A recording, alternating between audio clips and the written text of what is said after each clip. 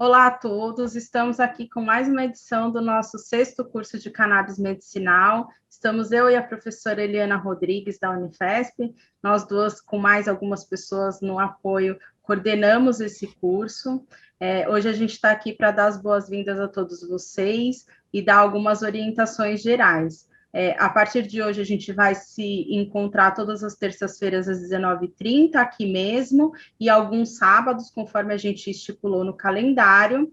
As orientações gerais do curso estão num vídeo disponível aqui, que tem o link aqui embaixo, foi enviado por e-mail. Sugiro a vocês que, antes de mais nada, assistam esses vídeos. Essa edição do curso a gente vai tentar fazer de uma maneira mais simplificada, então basta enviar o e-mail, o nome, o CPF, todas as aulas pelo formulário para ter a presença. Espero que vocês aproveitem a nova grade que nós pensamos, que vocês aproveitem o curso e tenham uma boa aula. Hoje a aula é com ela mesma, vou deixar ela falar um pouquinho. Oi, Gabi. Oi, pessoal. Bom, eu venho só para realmente dar as boas-vindas a todos vocês, dizer que é um prazer enorme estarmos na sexta edição desse curso, sempre agradecendo ao Padre Ticão, ao professor Carline por toda a origem, né, desse curso. Espero que vocês aproveitem e é isso. Muito obrigada.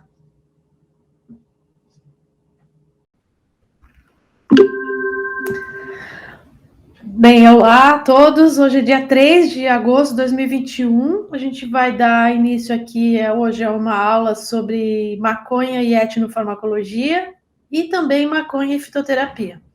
O meu nome é Eliana Rodrigues, eu sou professora e pesquisadora da Universidade Federal de São Paulo e eu coordeno um centro de estudos em etnobotânica e etnofarmacologia. Então, por isso que eu venho trazer hoje a fala dentro desse tema para vocês. Eu vou, então, aqui compartilhar minha tela.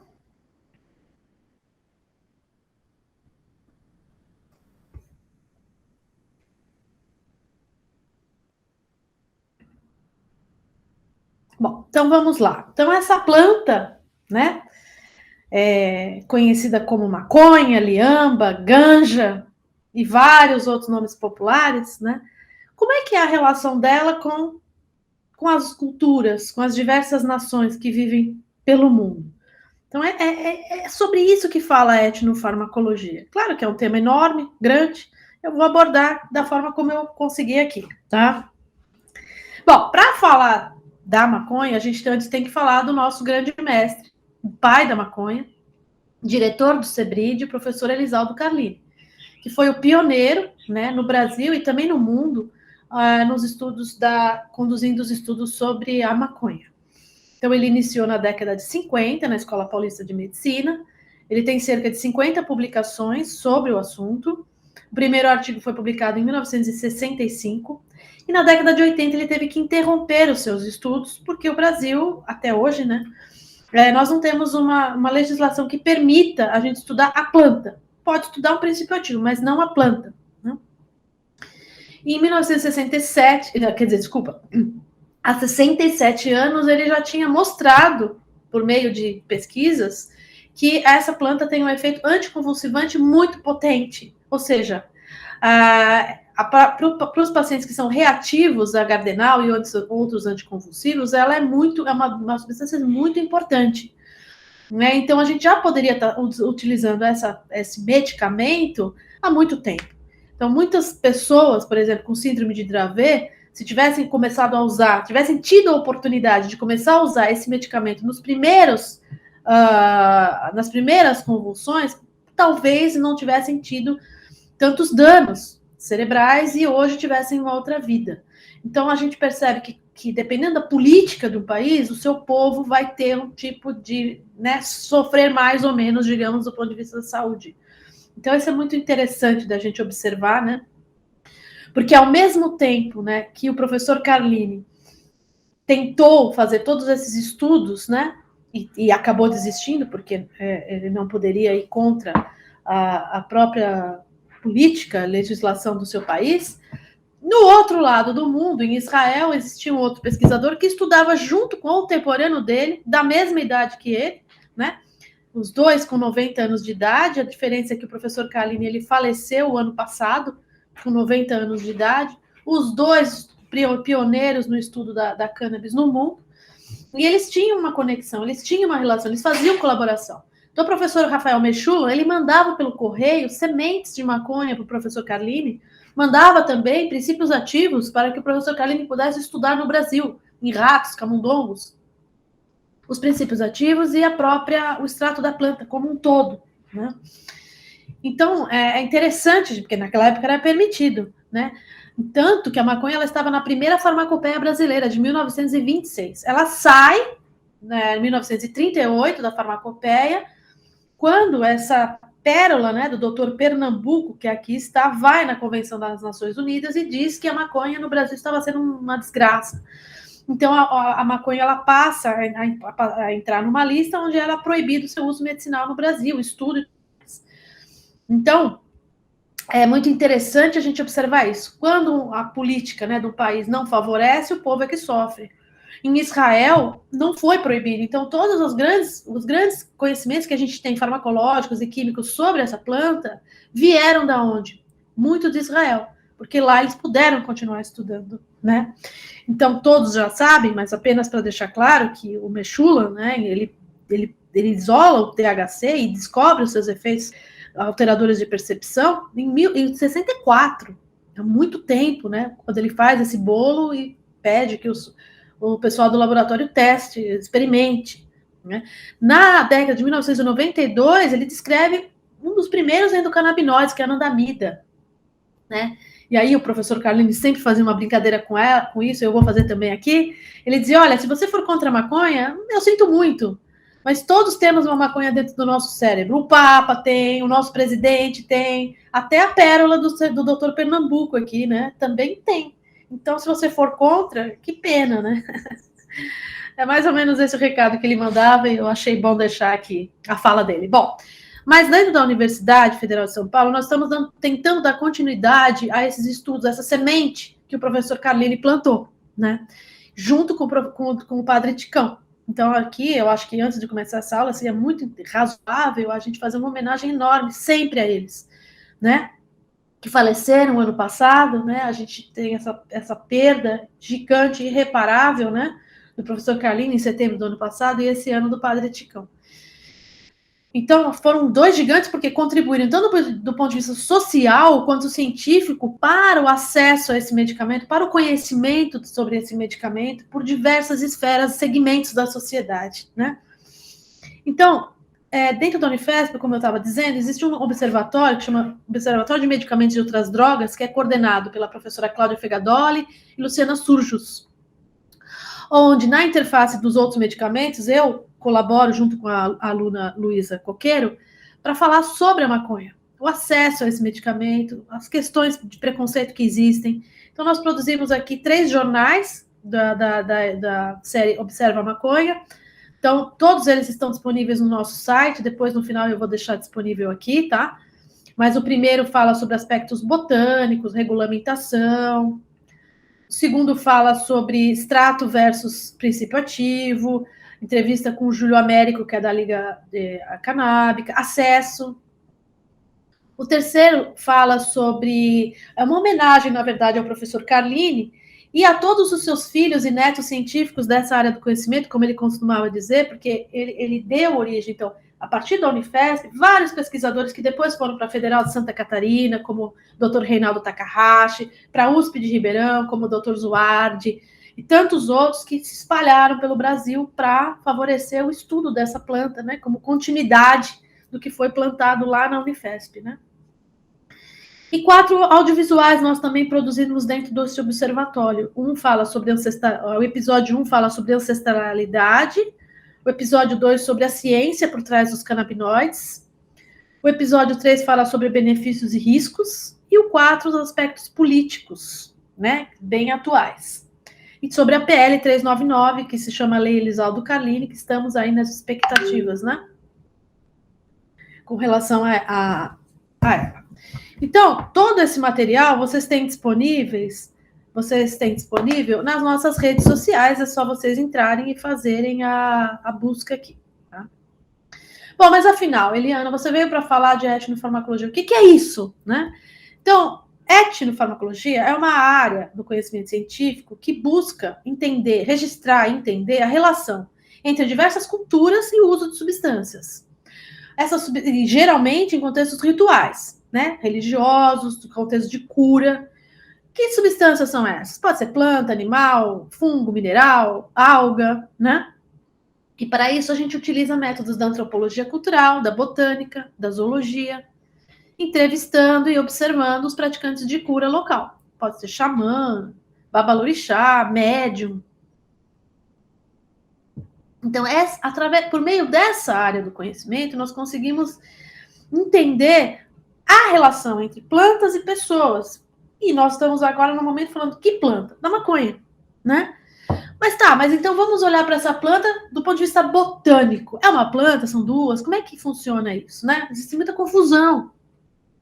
Então, pelos métodos da biologia molecular, hoje se sabe que nós temos uma espécie, que é a cannabis sativa, e 2 subespécies. Cannabis sativa, subespécie sativa, Linnaeus, né, que foi o botânico que identificou, e cannabis sativa, subespécies índica, também Linnaeus. Né? Agora é interessante que, do ponto de vista morfológico, elas têm diferenças, né? Nas folhas, no tamanho. Então, a sativa chega até 5 metros de altura, a índica já é mais gordinha, né? Então, eu acho interessante a gente começar a pensar, puxa, tá bom, então é uma espécie só, 2 subespécies, só que nós temos 3.000 variedades agronômicas, nós vamos ver daqui a pouco. Então, será que a gente deve falar a maconha ou as maconhas? Então, eu vou deixando aqui as perguntinhas para vocês. Quando a gente se aproxima do ponto de vista da etnofarmacologia, a gente vê que no mundo existem centenas de nomes populares que as suas diversas nações deram a essa planta. Então, não é só liamba, maconha, não. Todos esses nomes para sativa, todos esses nomes para subespécie índica. Então, por aqui, a gente consegue observar na etnofarmacologia que essa planta ela é utilizada em vários continentes, por várias línguas, e há muito tempo. Então, é por isso que ela tem tantos nomes populares, né? Que ela é muito importante em muitos lugares há muito tempo.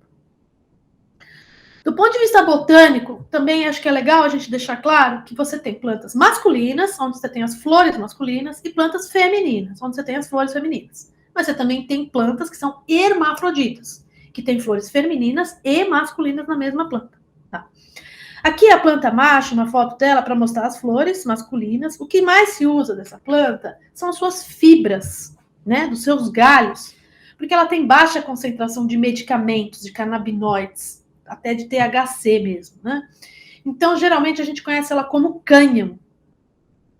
Aqui não, aqui nós já conseguimos observar uma flor exuberante, linda, maravilhosa, feminina, onde impera o quê? Onde a gente tem o quê? Flores femininas.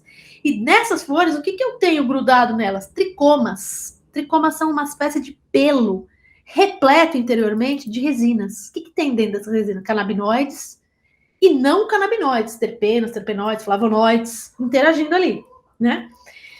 Então, esse chumaço que a gente vê é onde está o medicamento. É nesses tricomas que tem THC, CBD e muitos outros, 120 canabinoides, mas 400 e poucos não canabinoides, né? Então, quando eu quero fazer um medicamento, eu vou usar o quê? A planta fêmea, com flores fêmeas, né?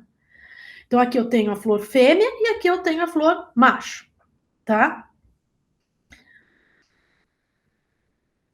Bom, qual é a origem? A hipótese mais aceita para a origem da maconha é que ela seja originária da Ásia Central e que depois foi se dispersando pelo mundo, por todos os continentes, todas as civilizações, né, basicamente, pela Arábia e assim por diante. Né? esse processo de domesticação que ocorreu pelo ser humano desta planta, ele remonta a 10 mil anos. Então, é por isso que chega aí, a gente fala hoje, nossa, 3 mil variedades agronômicas. Sim. Por quê? Porque o homem, ele foi melhorando geneticamente uma variedade em relação à outra. Por isso que a gente tem hoje plantas tão díspares, com efeitos tão díspares, enquanto uma pode estimular, a outra pode deprimir, e assim por diante, né? E isso não é prerrogativa só da maconha. Então, nós temos várias plantas utilizadas como alimentos pelo homem, né? Por exemplo, o milho. O milho, a gente tinha o milho primordial, era o teosinte. Tinha uma só, tinha apenas um grãozinho, né? Agora, hoje, quer dizer, depois de séculos de interação entre o ser humano e o milho, houve uma domesticação, né? Melhoramento, digamos, né? E aí você tem o que hoje? 1 milhão, né? Que é aquele milho repleto de grande, robusto. Então, esse processo de domesticação não aconteceu só com o milho, nem só com o trigo, aconteceu também com a maconha. Então, por isso que nós temos hoje efeitos tão diferentes, até antagônicos, quando a gente fala da mesma espécie, né? Mas que com 3 mil variedades. Então, nesse site, a gente consegue observar um pouco melhor isso que eu estou tentando falar. Nós temos as strains, ou seja, as variedades, que são resultados dessa domesticação. Então, eu tenho desde a strain da índica, como a strain da sativa, como das híbridas, né? Então, vamos pegar um desses só para entender. Vamos pegar a C99, a Cinderela 99, e aqui a foto dela, e aqui os efeitos, tá? Eu tenho efeito médico, eu tenho efeito negativo, eu tenho efeito positivo. Então, aqui eu acho que é a hora que a gente pensa assim, bom, tá, então eu tenho cerca de 3 mil variedades, cada uma vai ter um benefício maior para determinadas doenças, mas também pode trazer algum tipo de efeitos negativos. E eu tenho, então, uma cartela de possibilidades aqui para trabalhar, né? Só que sempre a gente tem que lembrar que, assim, um fitoterápico, assim como qualquer medicamento, planta, ela é o resultado final do efeito farmacológico, a gente sempre tem que pensar na forma de um triângulo, é um tripé. Eu tenho 3 pilares.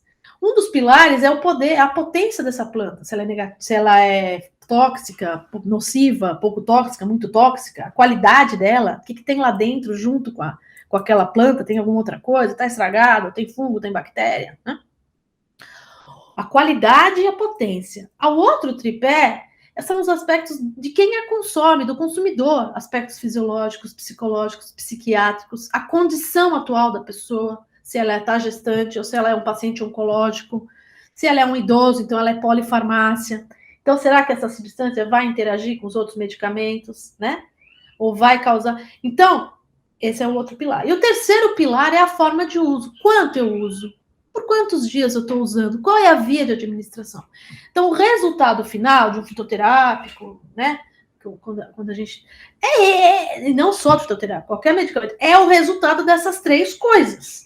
Então, é óbvio que isso daqui, isso aqui é baseado nas experiências de quem está usando, né? De quem está usando, né, nesse site. Não temos estudos ainda suficientes, científicos, para dizer cada uma dessas strains aqui como é que ela age, tá? Isso é bem importante também a gente dizer. Por isso que a gente precisa estudar, né? Bom, mas como é que esse uso era feito pelas culturas do passado? Então, como eu já disse, vem sendo usado há cerca de 10 mil anos, essa domesticação.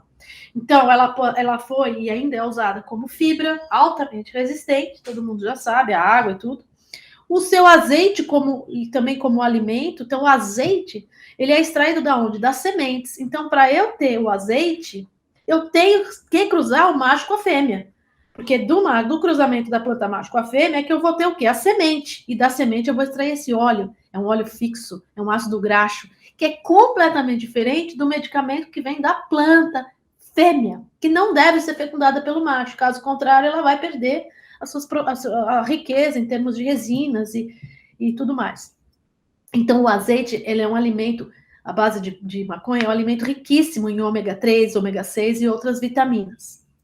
Pelas suas propriedades narcóticas e terapêuticas também, claro. Né?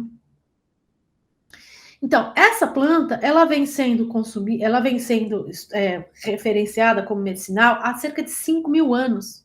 Então, ela já estava na farmacopeia chinesa do Império de Shang Nung em 2700 a.C. E aqui é muito interessante porque a gente observa que existem várias doenças atribuídas à cura dessa planta. Paludismo, beriberi, constipação. Aí você para e fala, nossa, mas então é uma panaceia? Sim e não. Então, normalmente, quando a gente vê uma planta, ela tem um efeito específico. Quando a gente vê que uma planta tem muitos efeitos, a gente começa a duvidar, a fala, que negócio esquisito, por que tantos efeitos? Só que no caso da maconha, o conhecimento tradicional nessas farmacopeias, né? E a farmacologia de hoje vão de encontro e explicam. Então, a farmacologia explica o conhecimento tradicional de estar relacionado com tantas doenças. Por quê?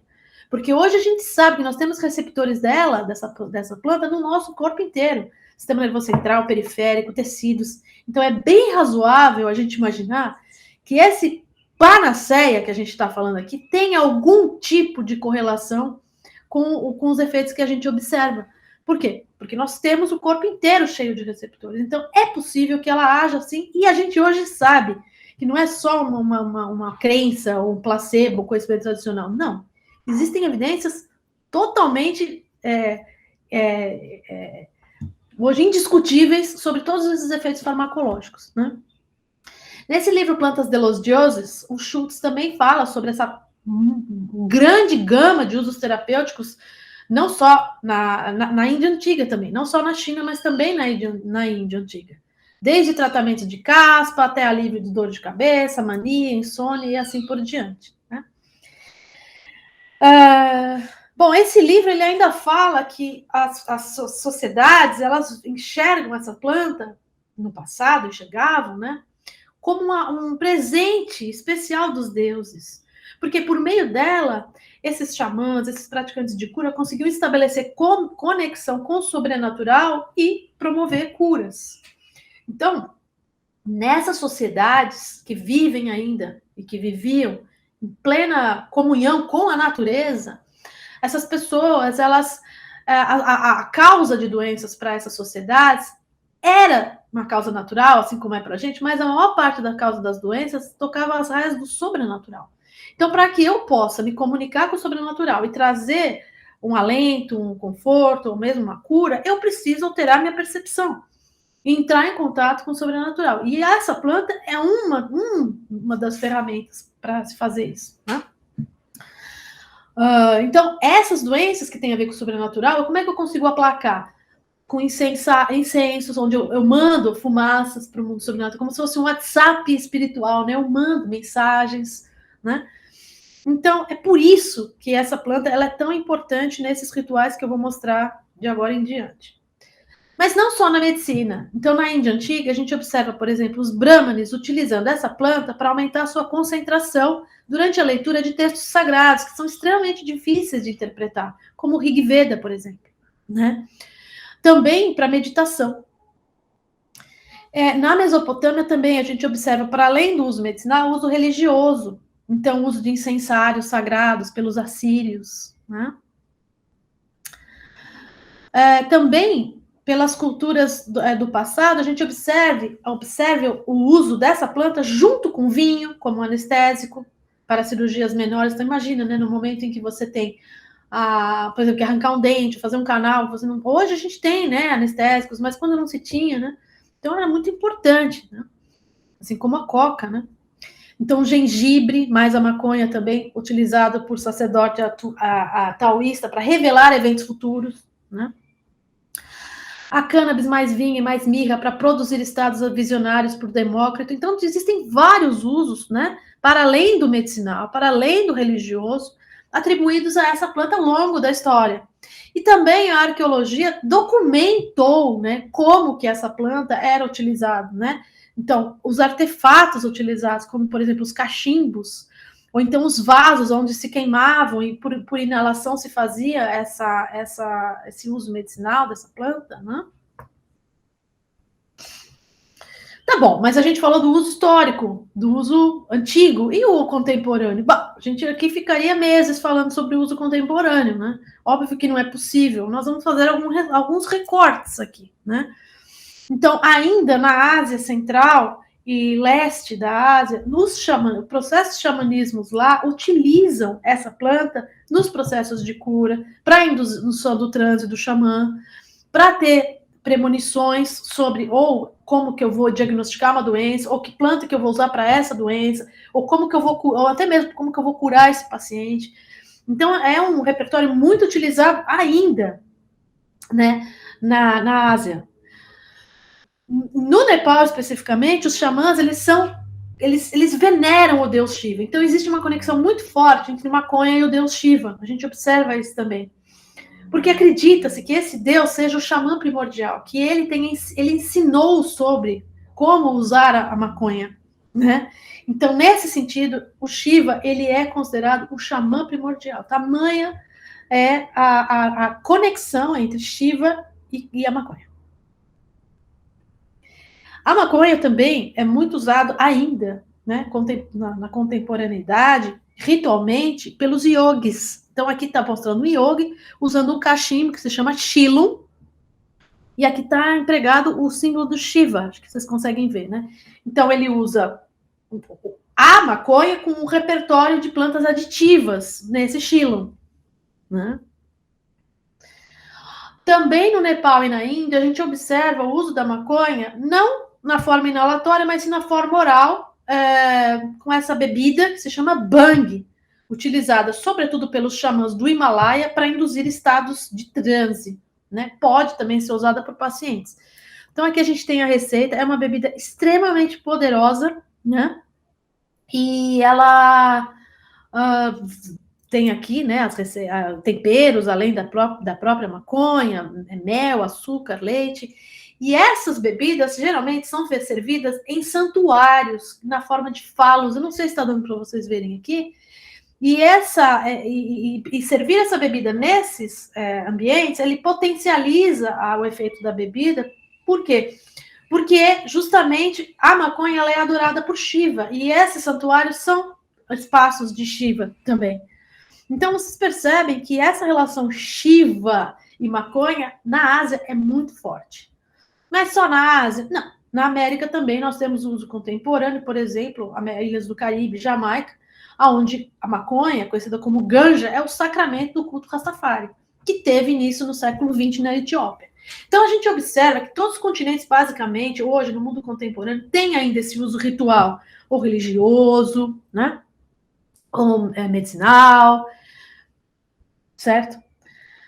E que existem diversas formas de uso da maconha no mundo contemporâneo. A gente viu ali os artefatos que eram utilizados, hoje são outros artefatos, mas ainda são essas formas, né, de uso que a gente tem. Ou você pode fumar, então servia inalatório o efeito, ou comer ou beber o chá e servia oral, ou vaporizar via inalatória, ou usar o óleo via oral ou via dermatológica, ou creme e pomada, que é o mais comum via dermatológica. É claro que cada um desses usos vai atender uma necessidade médica específica, né? Então, por exemplo, se uma pessoa precisa de um efeito agudo, obviamente que fumar é adequado, porque claro que dependendo da dose da pessoa, né? Mas da quantidade e tudo, mas quando se fuma, os efeitos aparecem logo nos primeiros minutos e duram 2, 3 horas no máximo, né? Então, você tem ali um efeito agudo. Agora, quando você tem uma doença, você precisa de uma janela terapêutica maior, por exemplo, Parkinson, Alzheimer, ou então próprio convulsão, crise convulsivas, você tem que abranger todo o seu dia, né? Aí é interessante o óleo de via oral. Por quê? Porque via mucosa, né, principalmente embaixo da língua, que você tem essa grande vascularização, via mucosa você tem a absorção pelos vasos dessa substância que vão para os receptores canabinoides no corpo inteiro. Isso leva umas 2 horas para poder agir, e aí, depois que começa a agir, age durante várias horas, até 12 horas, dependendo da dose e tudo mais. Então, aí você tem uma janela terapêutica bacana, né, para essas doenças crônicas e tudo mais. Então, tudo bem, mas agora eu queria falar um pouco para vocês sobre alternativas canabinoides. Que isso? Bom, eu estou tentando fazer essa aula introdutória para fazer conexão entre a etno e a farmacologia, entre a etno e a química. Então, entre a etno e a farmacologia, acho que eu já consegui fazer na primeira parte da aula, né? Dizendo, olha, do ponto de vista do conhecimento tradicional, é um monte de uso. Panaceia? Aí vem a farmacologia e mostra que tem realmente um monte de uso. Do ponto de vista da química, a gente sabe que existem mais de 500 substâncias, né, dentro dessas plantas, das quais 120 são os canabinoides, THC, CBD, CBN, lá. E que é no encontro dessas substâncias, onde você tem um efeito sinérgico, conhecido como entorragem, no caso da maconha, que você tem, né, dos canabinoides e não canabinoides, é esse encontro, essa sinergia que você tem os efeitos terapêuticos, né? Mas será que só a maconha tem os canabinoides? Porque os não canabinoides, que são terpenoides, flavonoides, outras plantas têm. Mas e os canabinoides? Será que é uma prerrogativa da cannabis sativa? Não sei. Temos que estudar, né? Então, por exemplo, nesse livro do Hatch, a gente vê 37 plantas que são utilizadas em substituição à maconha no mundo. 3 delas estão no Brasil. Então, quem são? Deixa eu só dar uma olhada se eu estou realmente conseguindo gravar, porque acabei de gravar 2 vezes e não estava. É só checando mesmo, desculpa. É a terceira vez que estou gravando essa aula hoje. Bom, 3 delas estão no Brasil e são conhecidas popularmente como maconha ou maconha brava. Então, vamos olhar para a primeira, que é a Cestrum laevigatum, é uma solanácea, né? Ela é conhecida como dama da noite. Olha, a distribuição ela é nativa do Brasil, está distribuída no território brasileiro dessa forma. Então, embora existam vários relatos de intoxicações bovinas no Google, ela é utilizada, tá? Em substituição à maconha e pouquíssimos estudos. A gente não sabe nada praticamente dessa planta. Precisa estudar. Essa outra absurda é maior ainda, porque ela ocorre em todo o Brasil, ela é nativa, é a Zornia latifolia, uma leguminosa, conhecida como maconha brava, e ela é vendida pela internet. Isso é terrível, gente, isso é um problema de saúde pública, porque nós não sabemos o que tem dentro dessas plantas. Alguém está falando que não pode usar? Não é isso que eu estou falando. Eu estou falando que a gente precisa poder estudar, e essas a gente pode estudar, para saber, tem potencial? Não tem? O que ela traz de benefício, de risco, né? Então, eu penso que nós temos alternativas à cannabis sativa. Já que é proibido estudar cannabis sativa, vamos estudar outras plantas, né? Essa é uma perspectiva nova que eu estou trazendo aqui para vocês que são jovens, para poderem se envolver. E quem sabe, né, um dia, quando eu estiver bem velhinha, se eu sobreviver até lá, eu ver, olha, aquele aluno foi e viu que tinha canabinoide numa tal planta. Pensa que legal, né? Tem essa outra Zornia dífila, que também é utilizada no Brasil como maconha brava, e praticamente zero estudos da química sobre ela, tá? Então a gente precisa estudar. Enquanto isso, tem empresas, por exemplo, a japonesa, descobrindo a presença de CBD em cascas de laranja. Então não é uma prerrogativa, né? Só da cannabis sativa. Essas outras estudantes gaúchas extraíram canabidiol da arruda para tratamento de Parkinson. Então, temos muito que estudar. Temos um repertório, do ponto de vista da etnofarmacologia, gigante de potencial, tá? Para finalizar essa aula da etnofarmacologia, eu vou trazer 2 estudos de caso de trabalhos que eu desenvolvi no meu doutorado junto com o professor Carline.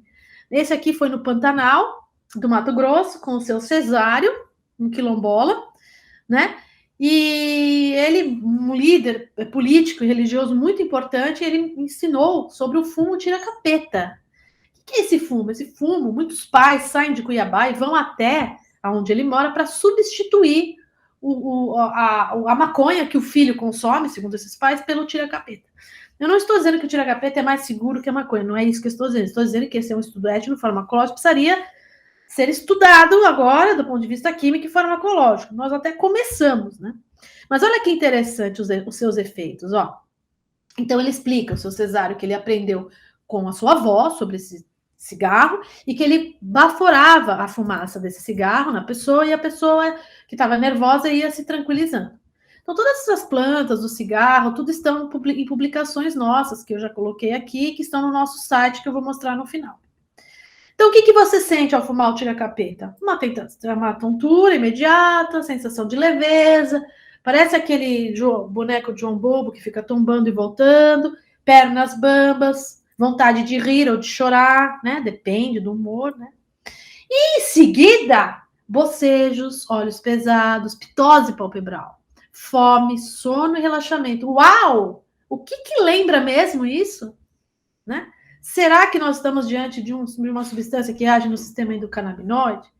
Então, nós fizemos alguns estudos com ratos e camundongos, onde nós observamos uma importante diminuição da atividade motora e um poderoso aumento do tempo de sono e diminuição da latência do sono. Então, assim, eu penso que a gente deveria se debruçar e estudar isso um pouco mais, porque podemos estar diante de substâncias que agem no sistema endocannabinoide, né? O segundo estudo de casos, também conduzido com o professor Carlini, são entre os índios Craô, os indígenas Craô do Cerrado, do bioma Cerrado. Então, na sua prática médica, eles utilizam diversas plantas, além da maconha. Então, eu montei aqui uma tabela para mostrar a maconha sendo o ponto de controle, digamos assim. Eles falam assim, essas plantas, elas temperam a cabeça da pessoa. Olha que incrível, tempera, olha que definição bonita, né? Então, a maconha, ela tempera com 2 cruzes. E essas plantas aqui também deles temperam igual a maconha. E eles explicam que outras plantas e fungo temperam mais ou temperam menos, né? Então, será que nós não estaríamos aqui diante de potenciais plantas que agem no sistema endocannabinoide? Nós não sabemos e nós nunca vamos saber.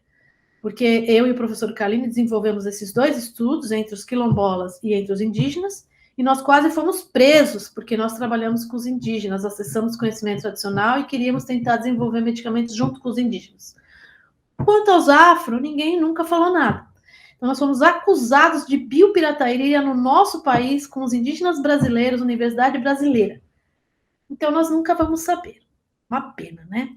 Interessante. Só para deixar assim, para a gente pensar um pouquinho sobre. Bom, agora é a hora que a gente faz aquele intervalo, vocês fazem aquele cafezinho, para voltar no segundo tema da aula que eu quero abordar com vocês, que é a maconha como qualquer outro fitoterápico.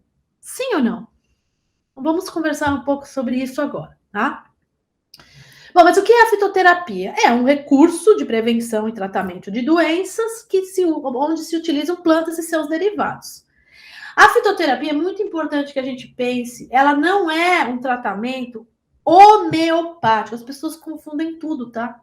Então, a fitoterapia, ela age de modo alopático, é um sistema alopático, ela age pelo contrário e não pelo igual. Então, na homeopatia, eu tenho febre, eu vou usar um medicamento que vai aumentar aquela febre. É pelo igual, homo. E na fitoterapia, eu tenho uma febre, eu vou usar um antitérmico, ou seja, ele vai combater, é pelo contrário que eu ajo aqui. E as pessoas falam assim, fitoterapia é pseudociência, não serve para nada, é placebo, é crença, né? Porque confunde com homeopatia. Não que eu acho que a homeopatia é placebo e crença, eu não acho mesmo, tá? Eu só estou dizendo que as pessoas confundem tudo. Então, eu acho bem importante a gente deixar isso aqui marcado. Mas que medicamentos que a gente usa na fitoterapia? Bom, desde plantas in natura, né, até medicamentos industrializados. Então, quando eu falo de uma planta lá no meu quintal, ou então no quintal da minha avó, né, é muito interessante, porque eu tenho, por exemplo, nas nossas políticas, a gente teria que ter essas plantas na forma de um horto medicinal, que a gente chama de farmácia viva. Então, pelas nossas políticas de plantas medicinais e fitoterápicos, toda a UBS deveria ter no fundo lá do seu quintal essa coleção, digamos, para que quando a pessoa passasse no médico, ela já saísse de lá com a sua plantinha do posto de saúde, né? Ou a planta, ou algum manipulado, ou algum fitoterápico, que nós vamos ver daqui a pouco, tá? Então, essa é uma dos medicamentos. O outro medicamento é uma droga vegetal. Bom, a droga vegetal, o nome já fala, é uma porcaria, tá? É uma droga mesmo. No pior sentido da palavra. Por quê? Porque tudo bem, eu tirei a planta aqui da minha casa, tá? Eu tirei ela da terra. Então, ela não é mais uma planta medicinal, agora ela é uma droga vegetal. Na medida em que ela sai da terra, ela não é mais viva, ela começa a passar por um processo enzimático, onde ela muda a sua química. Bom, se eu deixar ela pendurada aqui, deixar ela secando e fizer um chá, ok. Agora, e quando eu vou comprar essa droga vegetal nas ruas, no comércio ambulante, onde está tudo contaminado com fungo, bactéria, tudo misturado, tudo já, né, passou da validade, aí eu tenho um problema. aí eu tenho um problema de saúde pública, inclusive. Porque não só, muitas vezes a planta pode nem estar lá, ou estar contaminada com o resto de bicho, e aí eu tenho um problema, né? Então, quando a gente fala em droga vegetal, a gente não está falando de a não ser que eu faça em casa, a gente não está falando de um medicamento muito seguro, né? Agora, quando eu falo de um fitoterápico industrializado, aí eu estou falando de algo seguro. Por quê? Porque passou pelo crivo de todos os medicamentos, de estudos de farmacologia pré-clínica e clínica, que todos os outros medicamentos sintéticos passaram, né? Mas não era assim. Isso começa só em 95, quando o professor Carlini entra para a diretoria da Anvisa e fala, olha, não é porque é fitoterápico que não tem que ter todos os estudos de farmacologia pré-clínica e clínica. E aí começa os medicamentos fitoterápicos que estavam na prateleira, começam a serem retirados e tem que passar por todo esse rigor, mostrar, né, os resultados dos estudos de farmacologia pré-clínica e clínica. Claro que ele arrumou um monte de inimigo, né, nos laboratórios, mas de lá para cá, essa foi uma grande contribuição. Porque hoje, quando você tem um fitoterápico industrializado, você tem uma bula dizendo para qual efeito farmacológico aquele remédio vai agir, né? A dose certa, se é seguro ou não, né? E se tem uma boa qualidade. Então, tem que ter essas três coisas: eficácia, segurança e qualidade, né? Então, eu estou trazendo esse exemplo aqui para dizer para vocês que existem várias formas, vários medicamentos que a gente pode ter. Daqui a pouco a gente vai confrontar isso com o nosso tema aqui, que é a maconha, tá? Bom, mas para a gente produzir um fitoterápico industrializado, primeiro que no Brasil a gente obteve esse medicamento a partir do conhecimento tradicional da erva baleeira, né? E o laboratório Axê foi, então, e estudou e produziu esse medicamento. Quando a gente vai comparar preço, é muito, né? Cada extrato da sociedade vai ter acesso a um medicamento aqui diferente, que é horrível, mas é a realidade. O fitoterápico geralmente é bem caro, né? Aí se você tem uma planta numa UBS, você tem um acesso mais facilitado, né? Ou mesmo um fitoterápico distribuído na UBS, que era o que deveria ter, né? Então, esse medicamento, para vocês terem uma ideia, levou 7 anos de estudo e mais de 15 milhões de investimentos em pesquisa. É um dos poucos fitoterápicos que a gente tem com planta do Brasil, o que é para se pensar. Por quê? Vamos pensar bastante sobre isso. Mas quem pode prescrever medicamentos fitoterápicos no Brasil? Bom, na medicina tradicional popular, o xamã, o praticante de cura, o médium, a parteira, né? Na biomedicina, nós temos todos esses profissionais da saúde que podem prescrever medicamentos fitoterápicos dependendo do seu conselho de classes, exigências, né? Então, o médico, dentista, veterinário, biomédico, farmacêutico, nutricionista e enfermeiro. Mas e maconha? Todo mundo pode prescrever no Brasil? Todos esses aqui podem? Não sei, vamos esperar? Cenas dos próximos capítulos. Tchan, tchan, tchan, tchan. Bom, vamos entrar para ver a fitoterapia no Brasil, as suas potencialidades e as suas limitações. Potencialidades. Então, vamos lá. O que nós temos de potencialidade? Nós temos uma rica diversidade biológica, é o país com o maior número de plantas superiores em relação a qualquer outro país no mundo, e que são as grandes vedetes da fitoterapia, porque tem metabólitos secundários riquíssimos. Temos laboratórios farmacêuticos, temos grupos de pesquisadores, temos a diversidade cultural, que são os indígenas, caiçaras e tudo mais, e o conhecimento tradicional resultante do encontro da diversidade biológica e a cultural. Porque não adianta nada eu ter um monte de planta, mas não tem indígena que conhece sobre ela, ou ter um monte de indígena e não ter mais planta. O conhecimento tradicional ele é resultado disso. Bom, olhando para a diversidade biológica, a gente vê aqui, o Brasil tem pelo menos 5 biomas, grandes biomas, né? E só que alguns deles a gente nem sabe quantas plantas tem lá direito. Por exemplo, a caatinga, estima-se que tenham 5.000 espécies, mas quantas são endêmicas? Nós não sabemos. No Pantanal temos 2.000 espécies, mas quantas são endêmicas? Bom, já não tem mais, né? Porque está queimando lá há 1 ano já. Então, se tinha, a gente nem sabe mais quais são, né? Então, temos uma riqueza biológica importante, mas temos uma riqueza cultural também. Então, aqui no mapa do Diegues, a gente vê a distribuição geográfica no território das populações tradicionais, aonde fica o jangadeiro, o caipira, o caiçara, o ribeirinho, lá, né? Mas além dessas populações tradicionais, nós temos os quilombolas. Olha, mais de 3.500 quilombos espalhados pelo Brasil. Se relacionando, essas pessoas se relacionando com o seu ambiente, trazendo conhecimento tradicional sobre suas plantas e animais, né? Acabou? Não, não acabou. Como potencialidade da diversidade cultural, nós ainda temos os indígenas, né? Que também são 305 nações com vasto conhecimento sobre essa flora e fauna. Então, nós somos abastados, né? Tanto que o nosso centro de estudos tem um banco de dados gigante de dados sobre plantas que poderiam ser estudadas do ponto de vista químico, farmacológico, com vários colaboradores. Então, nós estudamos conhecimento tradicional de várias comunidades no Brasil todo.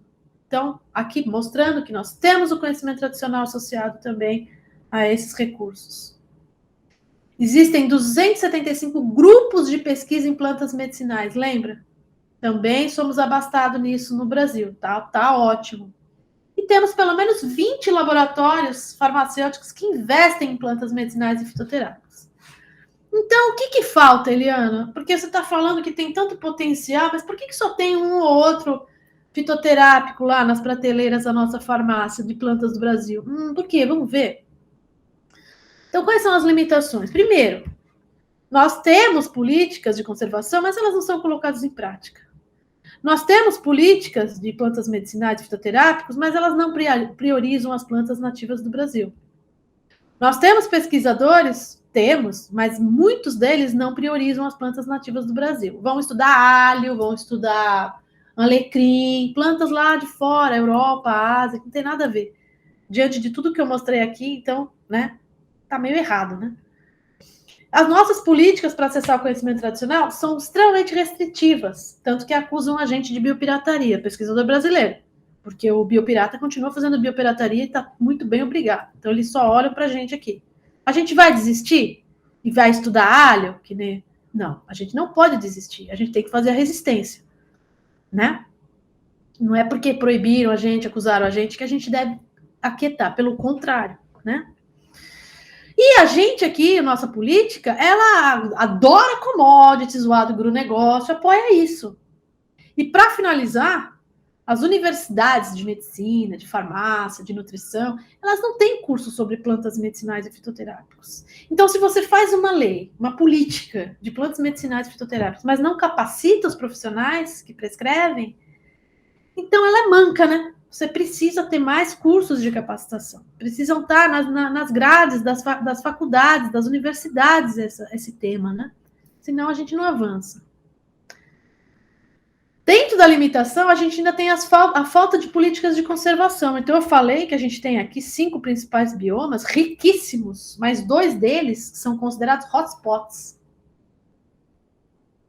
O que é isso? Hotspots são áreas com grande biodiversidade, grande endemismo, ou seja, plantas que não ocorrem em nenhum outro lugar do planeta, só lá, mas que já perderam cerca de 70% da sua área original. Então, aqui o Cerrado e a Mata Atlântica. O Cerrado, porque ficam plantando soja, commodities, cana-de-açúcar, e a Mata Atlântica, por causa da pressão humana, né, que tem ali na costa. Bom, e essa política nacional aí que a gente está falando de plantas medicinais e fitoterápicos, será que ela realmente prioriza a biodiversidade do Brasil, como ela fala aqui? Será? Eu até poderia ler essa frase aqui para vocês, mas será que eu vou ler? Vou ler.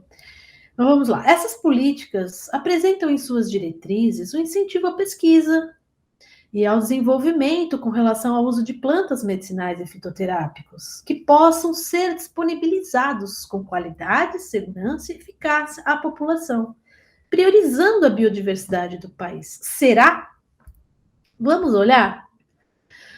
Existem algumas listas que o Ministério da Saúde e a Anvisa, de vez em quando, publicam, dizendo o seguinte: olha, vamos olhar para essas plantas no sentido de vamos gerar editais, né, junto ao CNPq, FAPESP, para quê? Visando o quê? O desenvolvimento de novos medicamentos, assim como aquele que eu mostrei no início aqui do trabalho, né? Então, essas listas, elas guiam o desenvolvimento de novos medicamentos, guiam a ciência no Brasil de novos medicamentos, né? Quando a gente pega, eu, professor Carlinhos, nós pegamos as 5 listas, nós separamos as plantas que aparecem em 2 ou mais delas. E estão aqui embaixo para vocês. Nós vamos ver que metade das plantas dessa lista são plantas exóticas, não são do Brasil.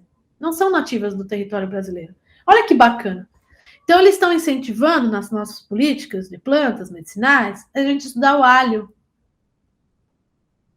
Gente, eu vou dar um tempinho aqui agora só para vocês ver a necessidade. Vamos estudar o alho.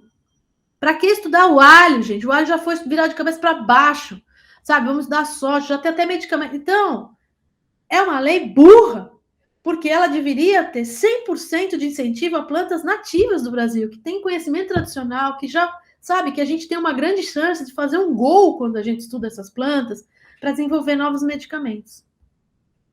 Então, nas nossas UBSs, nossos postos de saúde, por essa política também, nós deveríamos ter 12 medicamentos fitoterápicos disponíveis para o paciente. O paciente passou mal, vai na UBS, passa no médico, o médico fala, toma aí um remédio, pega lá na farmácia, um fitoterápico. O que deveria ter? Deveria porque eu estou aqui na região da Moca, da Vila Prudente, já fui em umas 4 UBSs, nenhuma tinha esses medicamentos lá, tá? Nenhuma tinha. A quarta que eu fui, UBS, o cara veio todo feliz na farmácia, falando, eu tenho sim. Aí eu falei, nossa, você tem um dos 12, que legal. Aí ele veio com uma caixinha da Espírito Santo e falou, só que tá vazia a caixinha. Então, assim, gente, é uma falácia que existe uma política de plantas medicinais no Brasil, né? Não é verdade. Isso porque nós estamos na cidade de São Paulo. Imagina o interior de uma cidade da região norte, que a gente sabe que a dificuldade é outra.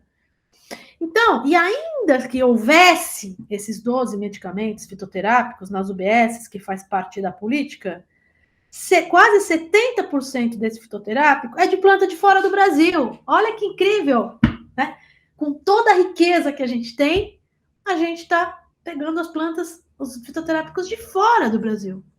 Então, o que a gente tem que é do Brasil? Unha de gato, como antirreumatoide, a espinheira santa, que inclusive foi patenteada e estudada pelo professor Carlini, para gastrite, o guaco, para tosse, e a aroeira para gastrite e candidíase. O resto é tudo planta de fora do Brasil, que são fitoterápicos no nosso território, que é uma incoerência. Mas tudo pode piorar. Eu aprendi isso a duras penas. Uma vez eu cortei o cabelo, ficou péssimo. Aí eu falei assim, bom, pior que tá, não vai ficar. Vou cortar de novo. Cortei de novo e ficou. Então, eu estou traçando um paralelo entre essas leis aqui e o meu cabelo, que sempre dá para piorar, tá? Eu aprendi isso com muita dificuldade. Sempre dá para piorar. Fica com essa frase. Esse anexo 1 é isso aí, sempre dá para piorar. Então, além da nossa política de fitoterápicos e plantas medicinais não prestigiarem as plantas nativas do Brasil para desenvolver fitoterápicos, elas proíbem o uso de plantas que são nativas e ou exóticas que são sabidamente medicinais. Então, vamos ver aqui quais.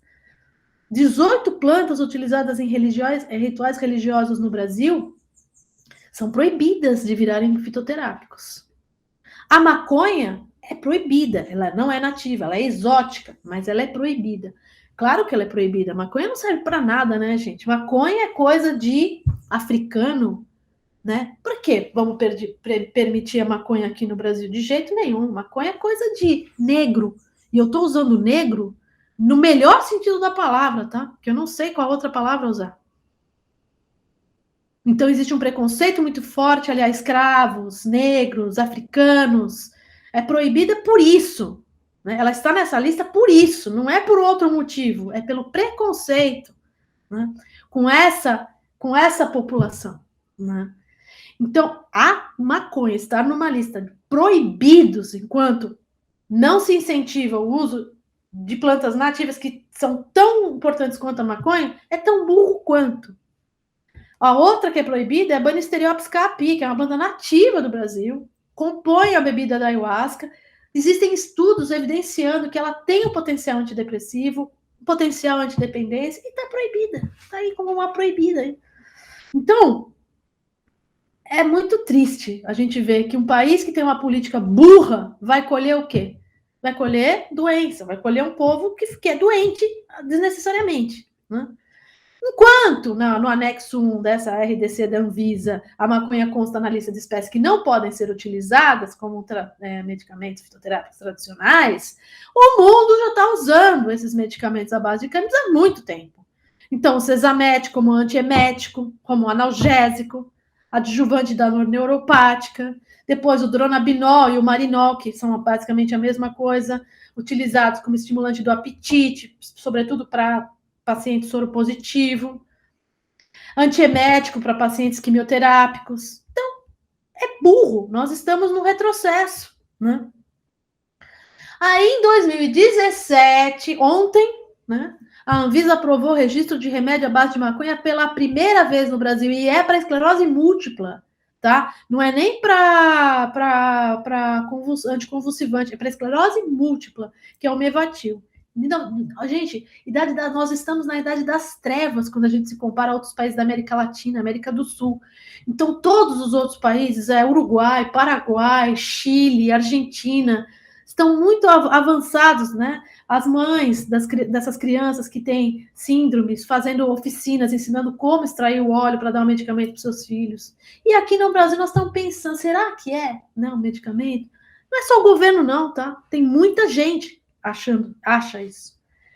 Né? Então, esse Mevatil, ele é o Sativex, que é uma outra forma comercializada em outros países, que foi lançado em 2005 no Canadá, o primeiro medicamento no mundo a ser aprovado contendo cannabis, maconha. E aí, agora sim, né, nós chegamos no ápice, né, da coisa incrível, que eu acho incrível, por um lado, mas por outro, bizarro, que é o canabidiol. Canabidiol, desenvolvido pela USP, chega às farmácias. Então, o que é o canabidiol? É um medicamento do tipo fitofármaco. Ele não é um fitoterápico. Porque para ser um fitoterápico, você tem que ter o extrato da planta. Tudo que está dentro da planta tem que estar lá. Ou alguns componentes, não um princípio ativo isolado. Quando você isola um princípio ativo, como no caso o canabidiol, é uma droga, não é mais um fitoterápico. Não é, né? Mas é muito interessante como as pessoas, elas arrumam um jeito de... Não, mas eu não estou usando maconha, eu estou usando canabidiol. É mais elegante, é mais chique, é mais bonito e menos preconceituoso. Não é coisa de negro. É canabidiol. É interessante, né? A gente tem que parar para pensar nisso, né? E esse fitofármaco, então, ele custa R$2.500. Ele está disponível na farmácia. Agora, interessante é assim, por que o cara que mora numa comunidade, que é o filho tem síndrome de Dravet, convulsionando a cada 2 horas, não pode plantar a maconha na casa dele, mas ele pode ir na farmácia e comprar uma caixa de R$2.500. Ainda não pode, na verdade. Não tem acesso a esse medicamento. Então, essas são as questões que a gente fica trazendo o tempo inteiro, pensando.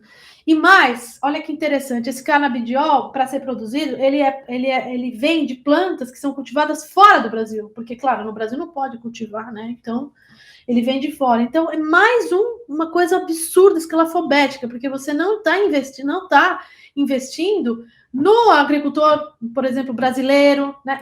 Em toda a rede que você teria para o comércio desse medicamento aqui no Brasil. É tudo craquelado, é tudo quebrado, né? Isso é interessante. Então, o que a gente nos leva a pensar? Nos leva a pensar, vamos pegar aquele slide inicial e agora trazer para a maconha. Nós temos aqui a planta medicinal, que é o que poderia e deveria ser acessível para pessoas. Por onde? De preferência na farmácia viva, porque ali sim você teria os profissionais da saúde dispensando de modo correto, ou na forma de tinturas, ou na forma da planta, né? Mas aqui nós temos uma outra cadeia, que é o quê? Ou a droga vegetal, que aqui a gente nem tá falando, porque não é medicamento. Quando uma pessoa, por exemplo, consome no comércio ilegal, né? Ela vai consumir o prensado, que é cheio de contaminante, tanto quanto a gente estava falando da droga lá do outro slide, totalmente contaminado, não sabe nem o que tem lá dentro, então controle de qualidade zero. Aqui não, aqui a gente teria um controle de qualidade, lá dentro de uma UBS, né? Tem um farmacêutico, tem todo um estudo botânico ali para fazer esse estudo, né?